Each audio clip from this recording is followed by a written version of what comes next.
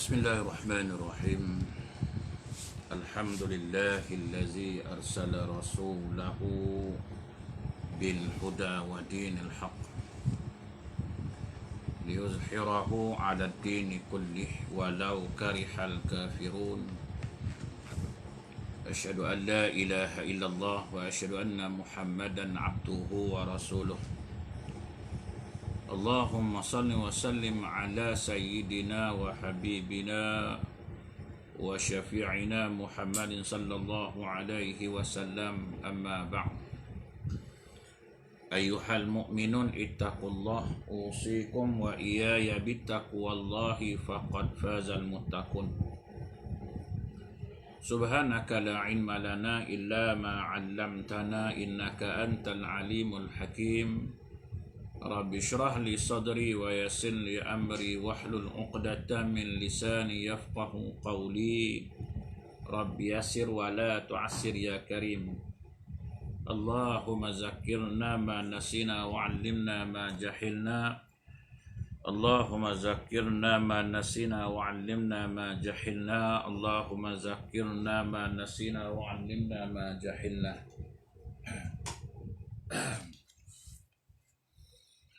Tuan-tuan dan puan muslimin dan muslimat, mudah-mudahan dirahmati Allah Subhanahu wa taala insyaallah.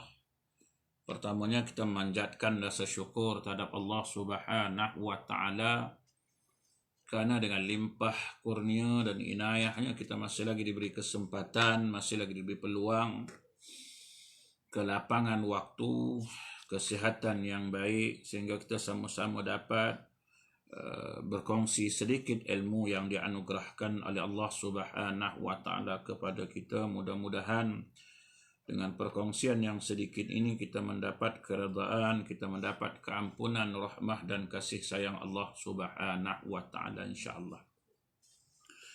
Insyaallah pada malam ini kita cuba berkongsi dalam sebuah kitab menjadi kekasih Allah Subhanahu wa taala oleh Syekh Abdul Qadir Al-Jailani, wasiat dan nasihat kerohanian.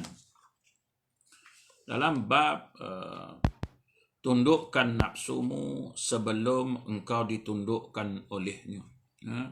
Tundukkan nafsumu sebelum engkau ditundukkan oleh nafsu. Yang disampaikan oleh yang dibahaskan oleh Sayyid Syekh Muhyiddin Abdul Qadir Al-Jailani di Madrasah Al-Ma'murah pada hari Ahad pagi 3 Syawal 545 Hijrah, di mana kata Sayyid Syekh Muhyiddin Abdul Qadir Al-Jailani, berpalinglah daripada Allah Subhanahu wa taala, berpaling daripada Allah Subhanahu wa taala ketika diturunkan hukum hakamnya, berarti matinya agama. Bila mana kita berpaling daripada hukum hakam yang diturunkan oleh Allah Subhanahu wa taala, artinya agama ni mati, dia kata. Yang keduanya, binasa tauhid ni. Yang ketiga, musnahnya keredaan dan keikhlasan. Bila mana seseorang yang berpaling daripada hukum hakam Allah Subhanahu wa taala yang diturunkan oleh Allah taala, berarti mati agamanya, binasa tauhidnya, musnahnya keredaan dan keikhlasan. Apa maksud matinya agama? Ya, kalau kita tengok, kita tak percaya lagi dengan agama Islam kita sendiri. Apa artinya binasa tauhid? Kita tak percaya lagi kepada Allah Subhanahu wa taala. Kita tidak yakin kepada Allah Subhanahu wa taala, kita tidak percaya kepada Allah Subhanahu wa taala. Sedangkan kalimah syahadah kita mengucapkan tiada Tuhan melainkan Engkau ya Allah. Apa saja dari Engkau ya Allah kami tunduk, patuh, taat. Sami'na wa ata'na. Tetapi bila Allah taala turunkan hukum hakamnya melalui firman-firmannya, kita tidak percaya, kita berpaling daripada hukum-hukum Allah Subhanahu wa taala, maka kita telah pun merosakkan, membinasakan tauhid kita.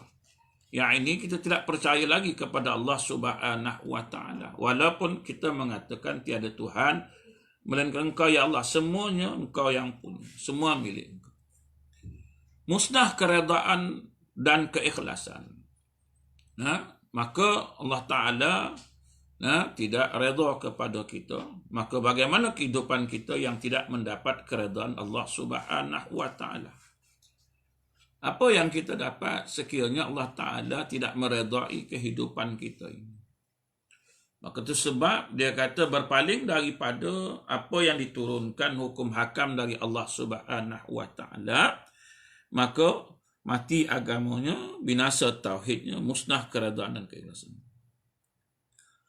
Sedangkan hati orang mukmin tidak mengetahui mengapa dan bagaimana hendak melayan dorongan nafsunya.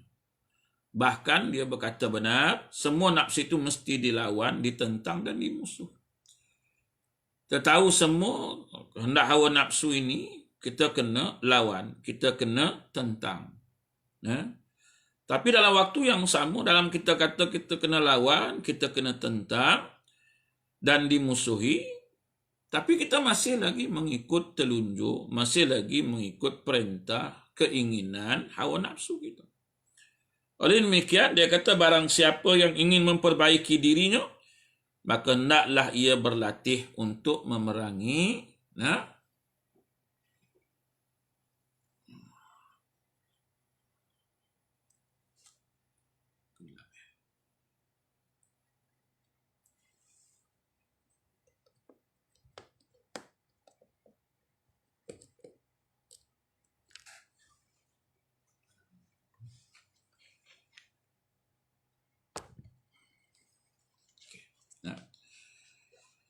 Jadi hendaklah kita berlatih untuk memerangi nafsu.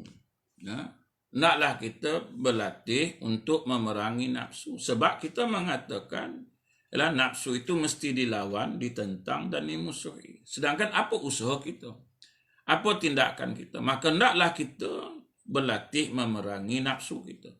Sehinggalah dirinya bebas daripada cengkaman, kejahatan, dan pengaruh nafsu. Karena seluruh nafsu itu kebanyakannya mengajak kepada kejahatan. Maka dia kata, hendaklah kita berlatih untuk memerangi nafsu, sehingga kan dirinya bebas daripada cengkaman kejahatan dan pengaruh nafsu. Lawan sungguh-sungguh, berjuang sungguh-sungguh, bermujahadah sungguh-sungguh, untuk apa? Untuk membebaskan diri kita dari cengkaman hawa nafsu, cengkaman kejahatan pengaruh daripada hawa nafsu. Jadi apabila kamu mampu, dia kata, mengembeling dan menundukkan nafsumu, maka seluruh nafsu itu akan menjadi baik. Kalaulah kita dapat menundukkan, dapat mengembelingkan nafsu kita ini, maka seluruh nafsu itu akan menjadi baik, yakni kebaikan yang berada di dalam kebaikan.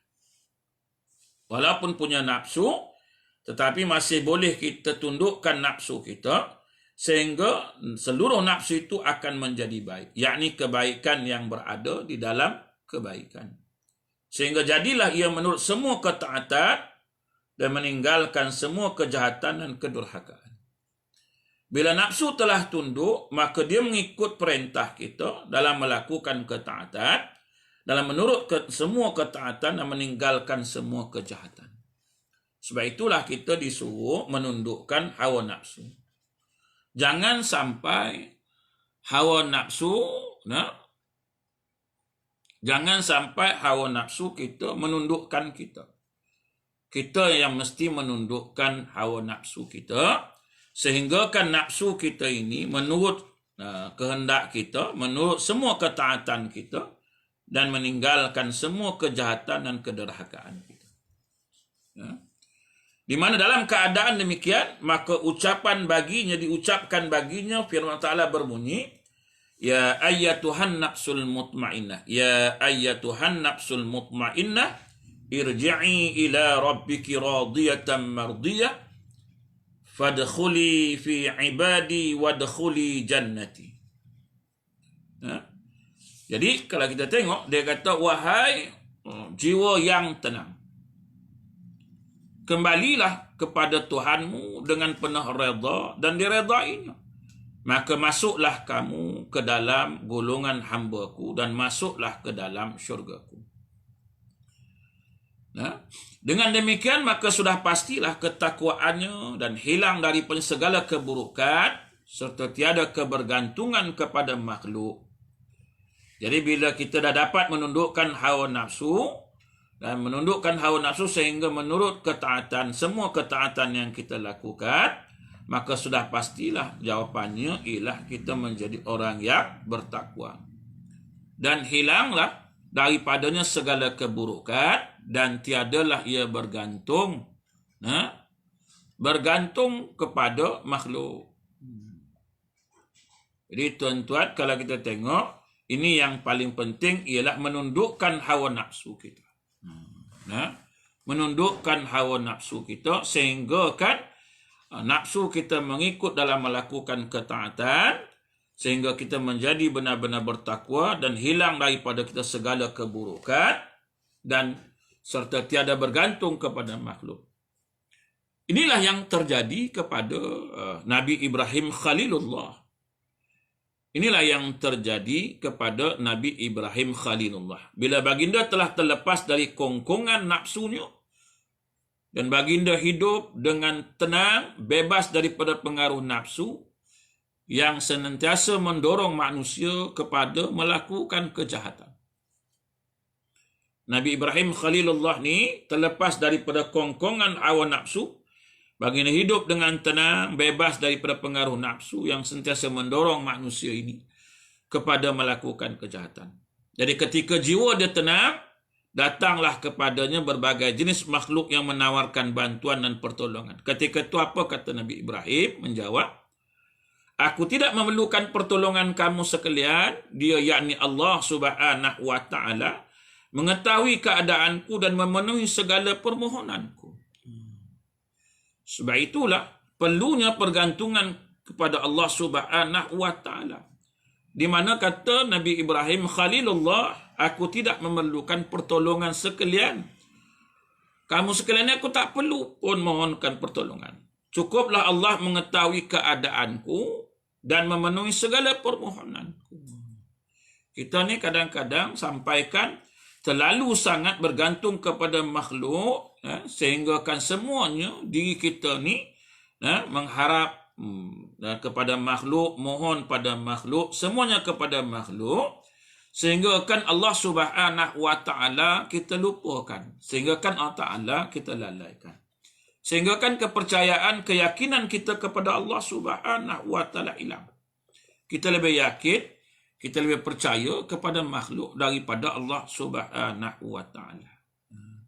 Sebab kita biasanya memohon kepada Allah Ta'ala. Dalam sembahyang selalu baca iyyaka na'budu wa iyyaka nasta'in. Tiap kali sembahyang baca suratul Fatihah. Kalau 17 kalilah kita sebut. Iyyaka na'budu wa iyyaka nasta'in. Hanya kepada Engkau lah kami mohon pertolongan ya Allah. Tak ada tempat lain kami memohon pertolongan. Ucapan di bibir, sebutan di bibir, mohon pertolongan Allah. Tapi dalam waktu yang sama, kita tidak percaya, tidak yakin kepada Allah. Malahan kita lebih percaya, yakin kepada makhluk. Sebab itu, apa yang ditentukan oleh Allah Subhanahu wa Ta'ala pun kadang-kadang kita menafikan. Sebab kita tak yakin dengan Allah Subhanahu wa Ta'ala. Apa yang telah ditentukan oleh Allah Ta'ala pun kita masih meragu. Apa yang ditentukan oleh Allah Ta'ala pun menjadi perbahasan kita. Sebab kita lebih percaya, kita lebih yakin kepada makhluk. Sebab itulah Nabi Ibrahim AS, dia jawab, dia kata apa? Aku tidak memerlukan pertolongan kamu sekalian. Dia yakni Allah mengetahui keadaanku, memenuhi segala permohonanku. Karena penyerahan dan ketakwaan baginda ni yang tidak berbelah bagi itu, maka Allah Subhanahu wa Ta'ala berfirman kepada api. Apa kata Allah? Qulna ya rukuni bardan wa salaman ala Ibrahim.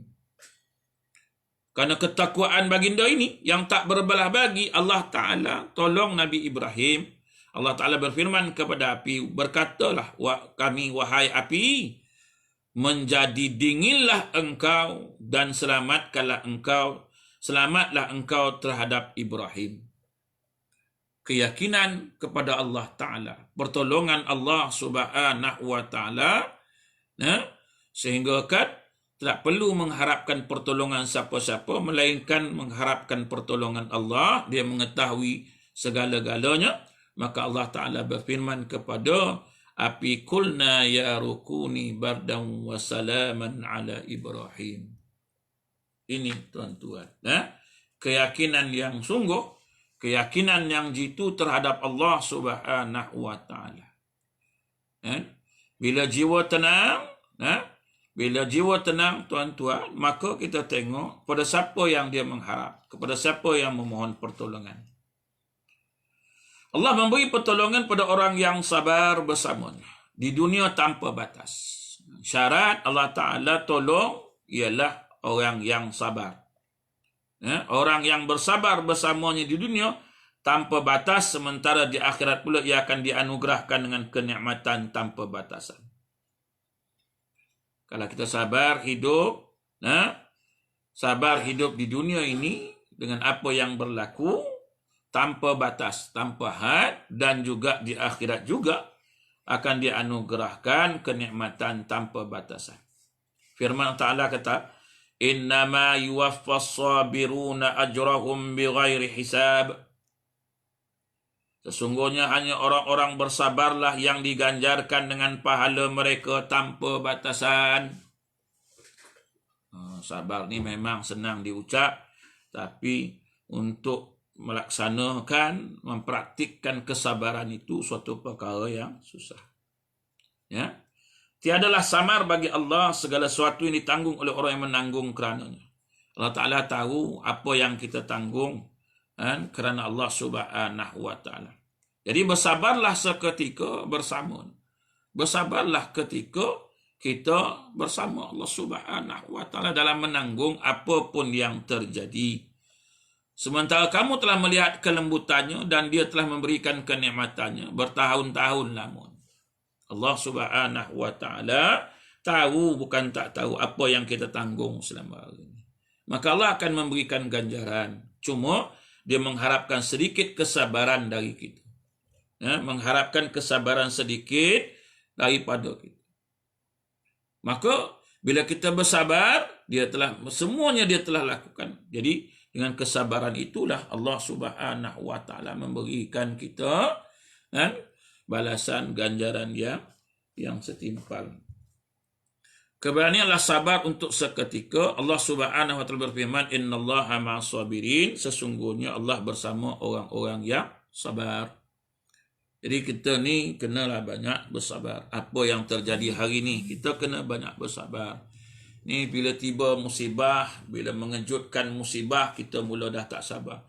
Mula salah menyalahkan, saling tuduh menuduh, nyalah menyalah dan sebagainya. Tak sabar. Bila diuji oleh Allah Subhanahu wa Ta'ala, hilang kesabaran kita. Bila kita kena je, hilang kesabaran kita. Masa tak kena, kita seronok, kita lalai, kita lupa kepada Allah Subhanahu wa Ta'ala. Bila kena, dah hilang sabar pula. Bila dapat nikmat, lupa Allah Subhanahu wa Ta'ala. Bila dapat musibah, hilang kesabaran. Jadi, dengan pertolongan dan harapan bersabar bersamanya, ingatlah kepadanya, janganlah kamu lalai daripada mengingatinya. Apapun yang terjadi, jangan lupa Allah Ta'ala. Apapun yang berlaku, jangan lupa daripada mengingati Allah Subhanahu wa Ta'ala. Kita ni kadang-kadang bila kena sikit dah lupa Allah Ta'ala. Bila dapat sikit pun lupa Allah Ta'ala. Kiri kanan lupa dapat nikmat. Lupa dapat musibah pun lupa. Sebab itu dapat nikmat berapa ramai sangat yang puji Allah Ta'ala. Dapat nikmat sihat, dapat nikmat waktu lapang. Berapa ramai yang puji Allah. Berapa ramai yang bersyukur pada Allah menggunakan nikmat itu sebaik mungkin. Berapa ramai yang puji Allah mengucapkan Alhamdulillah. Bila dapat musibah, berapa ramai yang ingat Allah Ta'ala? Alladzina iza asabathum musibah qalu inna lillahi wa inna ilaihi raji'un. Berapa ramai yang dapat musibah yang baca inna lillahi wa inna ilaihi raji'un. Ini dapat musibah COVID. Berapa ramai yang baca inna lillah? Semua buat teori lah, macam-macam lah ada kan. Teori itu, teori ini, macam-macam lah percakapan. Allah Ta'ala tetap juga tak ingat. Berapa ramai yang dapat musibah, dapat tahu kena penyakit COVID, nak baca inna lillahi wa inna ilaihi raji'un. Persoalan yang pertama, daripada mana dapat? Itu persoalan pertama. Bukan ingat Allah Ta'ala. Pertama sekali, macam mana boleh kena? Kat mana dapat? Siapa yang bawa? Allah Ta'ala kata, allazina iza asabathum musibah qalu inna lillahi wa inna ilaihi raji'un.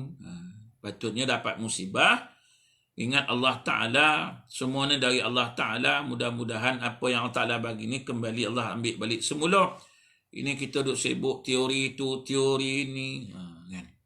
Bukanlah nak baca inna lillah. Tahu-tahu dapat kena penyakit COVID, dapat virus, dapat itu dan sebagainya. Lupa nak baca inna lillahi wa inna ilaihi raji'un. Dapat nikmat pun lupa Allah, dapat musibah pun lupa Allah. Bila tak tahu kita ni yang ingat Allah Subhanahu wa ta'ala. Tapi dalam hati kata tidak ada siapa-siapa melainkan Kau ya Allah. Sampai berzikir pun hasbi rabbi jallallah ma fi qalbi ghairullah. Semuanya bunyi zikir alhamdulillah. Tetapi bila dapat musibah lupa Allah. Bila dapat nikmat pun lupa Allah. Nak buat apa-apa pun lupa Allah Ta'ala. Semua lupa Allah Ta'ala. Kadang-kadang sampai dalam sembahyang pun lupa Allah Ta'ala. Jadi tuan-tuan, kalau kita tengok bagaimana Allah nak ingat kita, bagaimana Allah nak tolong kita, kita pun melalaikan diri kita terhadap Allah Ta'ala, kita pun melupakan Allah Ta'ala. Kita pun tak ingat Allah Subhanahu wa ta'ala. Bila kita ingat Allah Ta'ala, janganlah sampai bila kamu dah mati, bila kita dah meninggal, baru nak ingat Allah. Janganlah kita ni nak sedar setelah mati, kerana kesedaran ketika itu sudah tiada manfaat lagi bagi kamu. Alhaakumut takatsur hatta zurtumul maqabir. Terkejut bila dah masuk kubur, waktu tu dah tak ada manfaat lagi. Dah terpejam, roh dah berpisah dari jasad, dah tak guna dah. Jadi, ingatlah sebelum datangnya kematian. Ingat sebelum mati. Dah mati, ingat tak guna. Tapi ingatlah dia kata kepadanya sebelum datangnya kematian. Ingatlah kamu sebelum kamu diberi peringatan. Bahawa sesudah tiada lagi perintah bagimu sehingga kamu menyesal, di saat penyesalan tiada berguna lagi bagi kamu. Dia kata ingatlah kamu sebelum kamu diberikan peringatan. Ingat, sebelum ni dah bagi dah peringatan pun tak ingat juga. Bahawa sudah tiada lagi perintah bagimu sehingga kamu menyesal, tiada saat penyesalan tiada berguna lagi bagimu. Dah mati, dah tak ada dah. Perintah apa pun dah tak ada. Nak perintah pun tak ada, peringatan pun dah tak ada, bersiap sedia je lah. Bersiap sedia je lah. Apa yang akan berlaku dan seterusnya. Dan peringatan dah tak ada lagi waktu itu.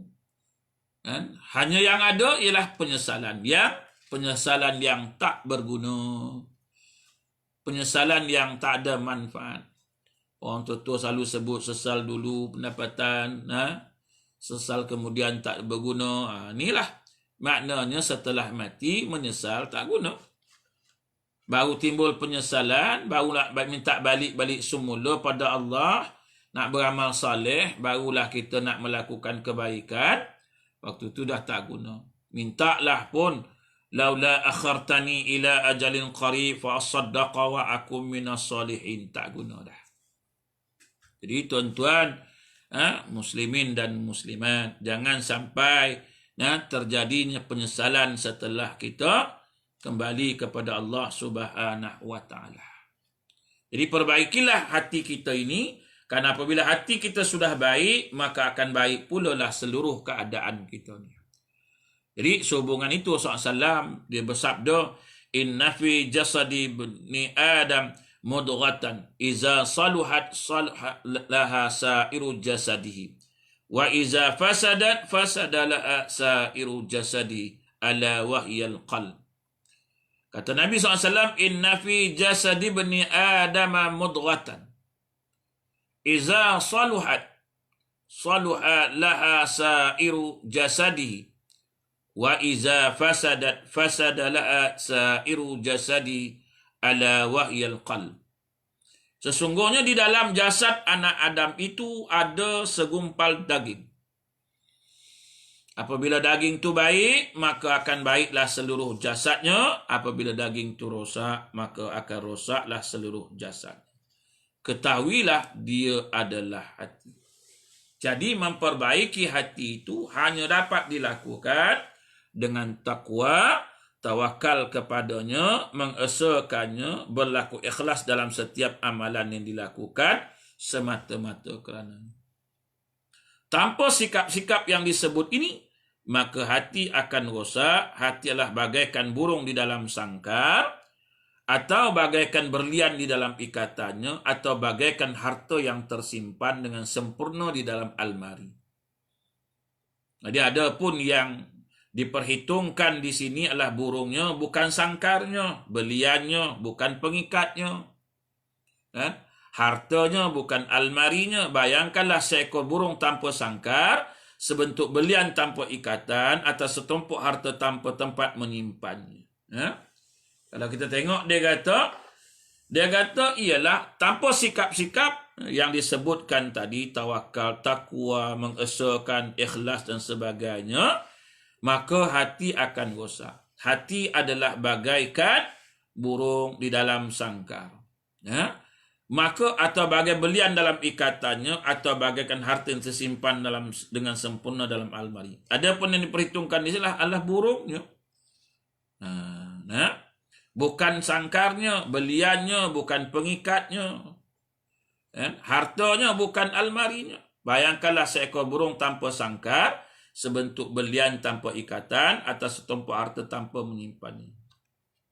Jadi, sibukkanlah anggota tubuh kita ni dengan ketaatan kepada Allah Subhanahu wa taala, dan hati kita dengan makrifah kepada Allah Subhanahu wa taala.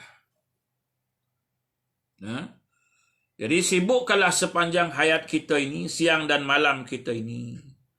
Pertemukanlah kita ni dengan orang-orang yang soleh yang sudah mendahului kita. Berilah kita ni rezeki sebagaimana rezeki yang telah Allah Ta'ala kurniakan kepada mereka.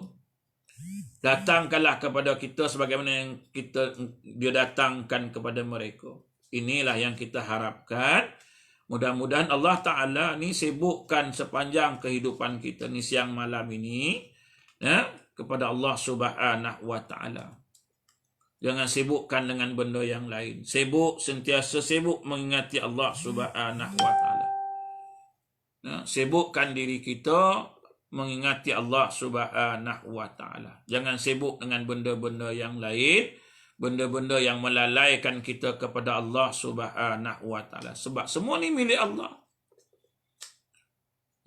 Kita sibuk dengan yang mempunyai, yang memiliki. Jadi kita ni bila dah dapat sesuatu dari Allah, maka kita kena ingat Allah Subhanahu wa Ta'ala. Ni kadang-kadang kita dah dapat sesuatu dari Allah, kita lalai terhadap Allah. Kita lupa kepada Allah Subhanahu wa Ta'ala. Jadi dia kata, lakukanlah kepada Allah sebagaimana dilakukan orang-orang soleh kepadanya. Kita kena ikut bagaimana orang soleh melakukan dirinya terhadap Allah Subhanahu wa Ta'ala. Sehingga Allah pula melakukan kepada kita sebagaimana telah dilakukannya kepada orang-orang yang soleh. Apa kerja orang soleh? Ialah sentiasa sibuk dengan Allah Ta'ala. Sentiasa sibuk ingat Allah Ta'ala. Melakukan hanya untuk Allah. Semua yang dilakukannya hanya untuk Allah Subhanahu wa Ta'ala. Tidak ada pada yang lain.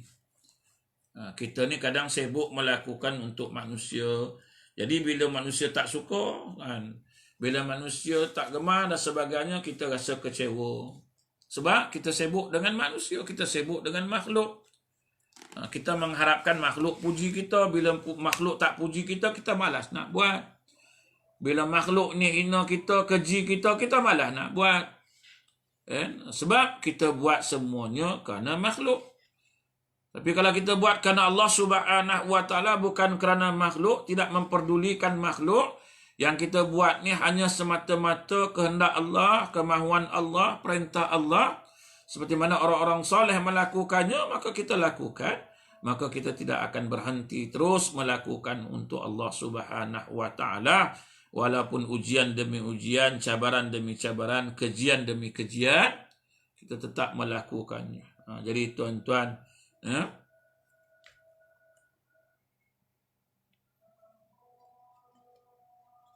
sebentar tuan azan isyak, insya-Allah.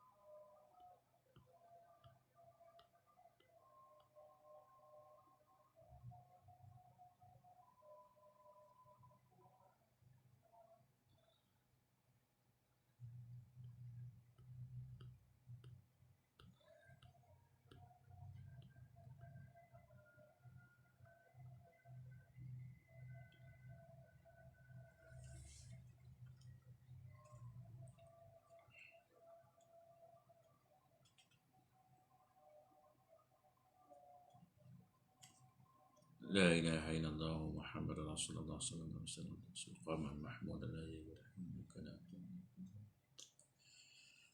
kita sambung sikit kita. Nah, kita sambung. Jika kamu mengharapkan agar Allah Subhanahu wa taala sentiasa memandang kepada kamu, maka sibukkanlah dirimu, kata ulama, dengan melakukan ketaatan kepadanya. Bersabar bersamanya, redha dengan kesemua ketentuannya terhadap dirimu dan orang-orang selain kamu. Jadi kalau kita mengharapkan Allah Ta'ala sentiasa memandang kita, maka hendaklah kita sibukkan diri kita dengan melakukan ketaatan kepadanya, bersabar bersamanya, redha dengan semua ketentuannya terhadap diri kita dan orang-orang lain selain kita. Satu kaum yang menjauhkan diri dari dunia dan mengambil bahagian mereka di dunia dengan jalan takwa serta beramal soleh, kemudian mereka bermohon untuk kehidupan akhirat dan beramal dengan amalan-amalan akhirat, mereka melawan dorongan nafsu mereka dan mentaati Allah, menasihati diri mereka sendiri, kemudian memberi bimbingan pula kepada orang lain. Jadi ulama kata kalau kita nak mengharapkan Allah Ta'ala sentiasa memandang kita, maka sibukkanlah diri kita ni dengan melakukan ketaatan. Dengan penuh kesabaran, redha dengan ketentuan terhadap diri kita dan juga orang yang selain daripada kita ni. Jadi kalau kita mengharapkan Allah Ta'ala sentiasa memandang kita. Dia kata nasihatilah diri kita ni sendiri lebih dahulu sebelum kita menasihati orang lain. Adalah penting sekali bagi kita mengekang atau melawan kehendak nafsu kita. Janganlah kita berlebih-lebihan menasihati orang lain sedangkan dalam diri kita sendiri masih berada dalam suatu yang perlu kita perbaiki. Jangan berlebih-lebihan sehingga dia kata kita perlu memperbaiki diri kita sendiri. Sehingga kan kita berusaha untuk menasihati diri kita, memperbaiki diri kita lagi. Celakalah engkau sekiranya engkau tahu bagaimana membersihkan orang lain sedangkan engkau buta. Bagaimana mungkin seorang buta dapat membimbing orang lain sedangkan orang yang membimbing itu mestinya orang yang boleh melihat. Jadi kalau kita tengok celakalah engkau, dia kata sekiranya engkau tahu bagaimana membersihkan orang lain. Kita tahu nak bersihkan orang lain, sedangkan diri kita sendiri kita tak tahu nak bersihkan. Bagaimana mungkin orang yang buta boleh membimbing orang yang tak buta? Dalam memberikan diri sendiri masih berada dalam suatu yang perlu kita bimbing, kita perbetulkan. Jadi dia kata bagaimana mungkin seorang buta dapat membimbing orang lain sedangkan orang yang membimbing itu mestinya orang yang boleh melihat. Ingatlah dia kata bahawa orang yang dapat menyelamatkan orang lain daripada lautanlah seorang perenang yang mahir. Dan yang dapat membawa orang lain kepada Allah Subhanahu wa taala hanyalah orang yang kenal kepada Allah Subhanahu wa taala.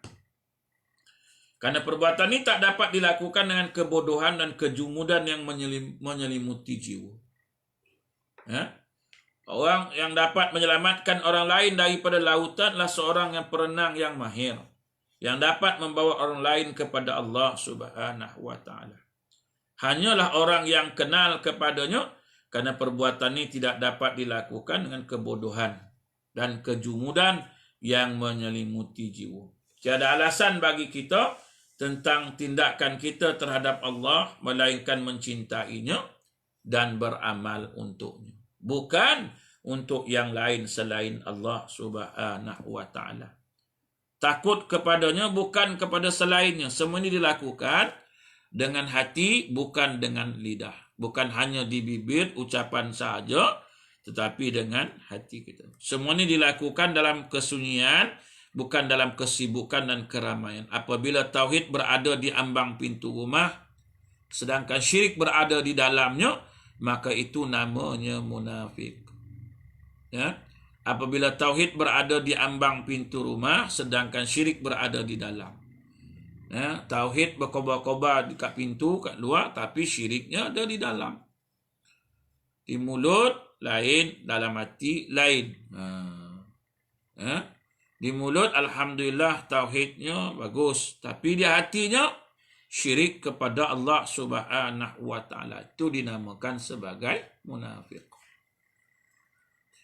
Celakalah engkau, lidahmu bertakwa sedangkan hatimu berada dalam kederhakaan.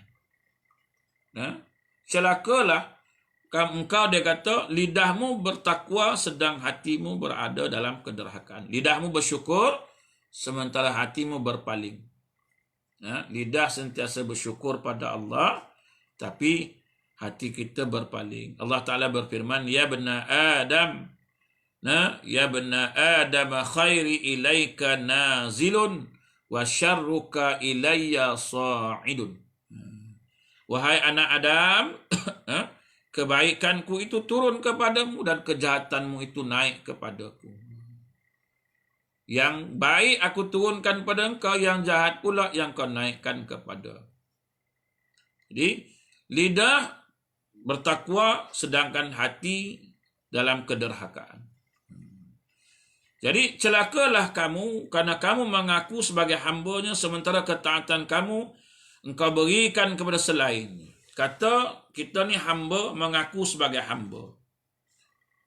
Di dalam kehambaan itu kita melakukan, kita berikan kehambaan kita kepada yang lain selain Allah Subhanahu wa Ta'ala. Menghambakan kepada yang lain dari Allah. Celakalah kita dengan. Sekiranya kita adalah benar-benar hamba-Nya, maka kita akan kembali kepadanya dan berpihak kepadanya, nescaya kita akan bermusuhan karenanya dan berkasih-kasihan kerananya. Semua kerana Allah Subhanahu wa Ta'ala. Jadi kalau kita tengok, kita ni biarlah seiring dan apapun yang di luar dengan yang di dalam. Ucapan di bibir dengan di hati itu sama. Syukur di hati, syukur juga pada Allah Subhanahu wa Ta'ala. Takwa di lidah, takwa juga di hati kita. Jangan sampai Allah mengatakan celakalah kita ni sebab lain yang kita ucap, lain yang kita buat.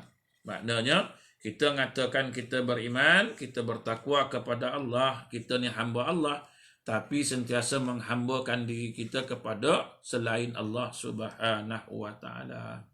Jadi tuan-tuan muslimin dan muslimat, sekadar itulah perkongsian kita pada malam ini. Mudah-mudahan ada manfaatnya, mudah-mudahan kita sama-sama dapat manfaat yang dapat keredaannya di sisi Allah Subhanahu wa Ta'ala. Jadi sekali lagi kita ingatkan diri kita bersama-sama, marilah kita menyibukkan diri kita ni sentiasa ingat akan Allah Subhanahu wa Ta'ala, sentiasa melakukan perbuatan-perbuatan itu kepada Allah Subhanahu wa Ta'ala, bukan kepada yang lain selain Allah Subhanahu wa Ta'ala. Kalau kita mengharapkan keredaan, kalau kita mengharapkan pandangan Allah Subhanahu wa Ta'ala, insya-Allah. Jadi tuan-tuan cukup sekadar itu dulu tuan-tuan. Pada malam ini insya-Allah kita akan menyambung lagi di waktu yang lain mudah-mudahan.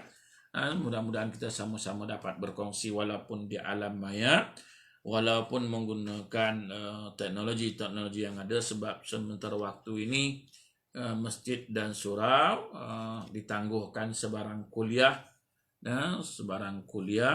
sebarang program aktiviti. Jadi kita akan berkuliah secara live, walaupun dalam masa setengah jam, dalam masa 40 minit. Mudah-mudahan kita sama-sama dapat berkongsi dalam majlis ilmu, mudah-mudahan, insya-Allah tuan-tuan. Jadi itulah yang dapat saya sampaikan pada malam ini.